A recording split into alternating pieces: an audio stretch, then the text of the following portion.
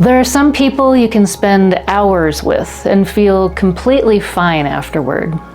And then there are people you can spend 20 minutes with and feel like you need to go sit in a dark room and recover. And maybe nothing big even happened. There was no fighting. They didn't say anything terrible. Maybe from the outside it would look like a totally normal conversation or a totally normal visit. But after you leave, you feel heavy, foggy, irritated, sad, overstimulated, or like you just need to go be alone for a while. Or maybe it isn't a person. It could be a specific place, a crowded store, a workplace, a family gathering, or just a room where everyone is acting like everything is fine, but your body and your energy know something is off.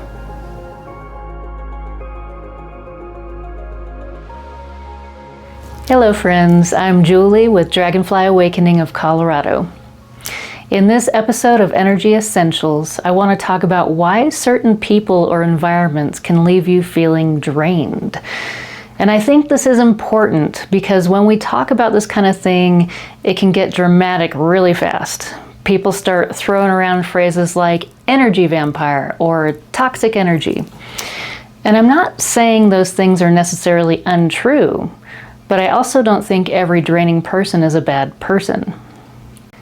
Sometimes people are just ungrounded. Sometimes they're overwhelmed. Sometimes they're dealing with a lot and don't know what to do with it.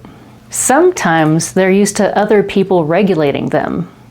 And sometimes we are the ones who have been trained to over-listen, over-give, over-feel, and take responsibility for everyone else's emotions. So when I say someone drains you, I don't necessarily mean they're doing something intentionally. I mean your system may be working really hard around them. One reason this happens is emotional output. Some people require a lot of emotional energy from us. They might need constant reassurance. They might vent for a long time but never actually seem to receive or absorb anything. They might talk at you more than they talk with you. They might be in constant crisis, or they might carry this intense emotional charge that you feel like you have to respond to, even if they never directly asked you to. And if you're sensitive, empathic, intuitive, or just someone who learned early in life to pay very close attention to other people's moods, you might start doing things automatically. You might monitor their tone. You might try to choose the exact right words so you don't upset them. You might try to make them feel better. You might try to keep the peace. You might start listening with your whole body instead of just listening like a normal human having a conversation. And that is exhausting. A lot of the time, we don't even realize we're doing it until afterward. We get home and suddenly we're wiped out and we're like, why am I so tired? I didn't even do anything, but you did do something. You were big time doing something. You were running a whole emotional management program in the background. Another reason certain people drain us is because we don't feel fully like ourselves around them. And this can be subtle. It's not always that the person is mean or cruel or obviously unsafe. Sometimes it's just that your body tightens around them, you feel judged or measured or like you need to explain yourself. Maybe you feel like you have to be more impressive, more agreeable, less emotional, less weird, less sensitive, less direct, less you. And when you're managing how you are being perceived, that takes energy. When you're trying to make yourself more acceptable to someone else, that takes energy. When you're leaving parts of yourself at the door just to keep the connection comfortable, that takes a lot of energy.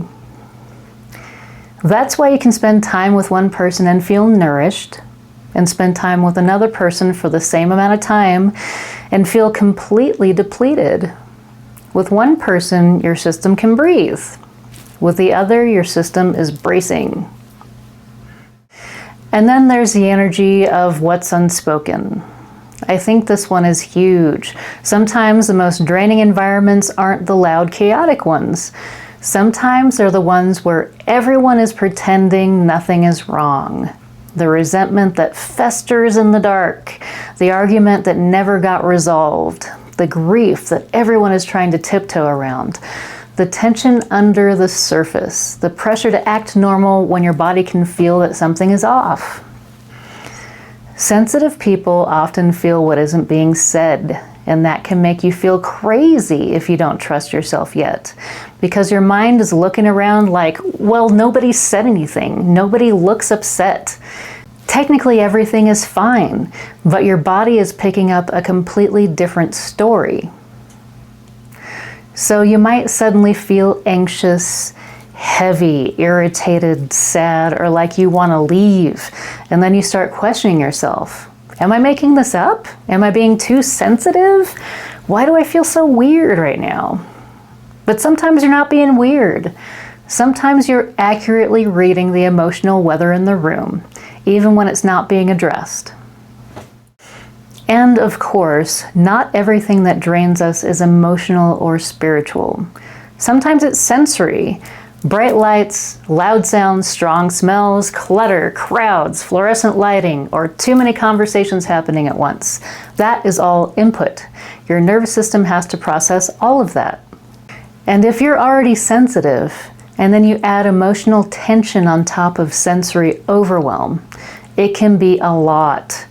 So if you leave a grocery store or an event or a busy house feeling like your energy is scattered everywhere, that doesn't mean you're weak. It may just mean your system had too much to process.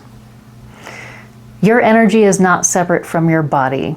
Your nervous system, your emotions, your intuition, and your energy field are all connected. So when your body is overloaded, you'll likely feel overloaded energetically as well. Another thing that can happen is certain people activate old patterns in us. This is one of those things that can be really sneaky because we think we're reacting to the person in front of us. But sometimes our system is also reacting to who they remind us of or what role we fall into around them. Maybe around this person you become the fixer or the peacemaker, the invisible one, the responsible one, or the one who has to be easy, or the one who has to understand everyone else, or the one who isn't allowed to need anything. And if you spent a lot of your life in one of those roles, your body may slip back into it before your conscious mind even realizes what's happening. So sometimes when you feel drained around someone, a helpful question is, who do I become around this person? Do I feel like myself? Or do I feel like I'm stepping into an old version of me? Because if you feel smaller, tighter, guiltier, more responsible, more defensive, more desperate to be understood around someone, there may be an old pattern being activated. And carrying an old pattern is heavy. It's not just the current interaction. It's all the history your body associates with that kind of interaction. Places can be draining too. Sometimes it's because of the people in the space. And sometimes it's the overall feeling of the environment itself, or what seems to repeatedly happen in that space.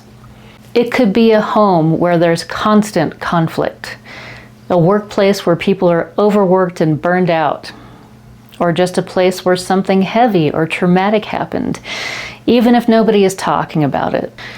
I don't say that to make you afraid of places. I don't think we need to walk around scared of every room we enter. But I do think it helps to understand that different environments ask different things of our system.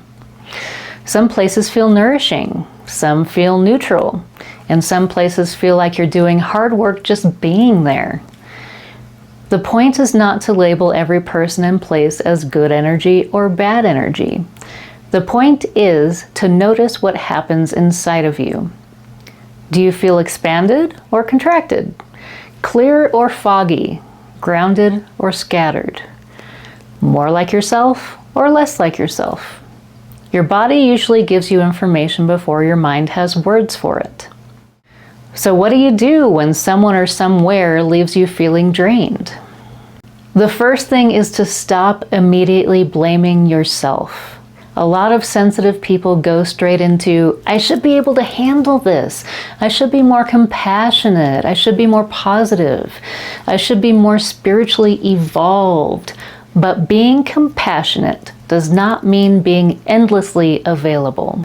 And being sensitive does not mean you are required to absorb everything around you. Then check your output.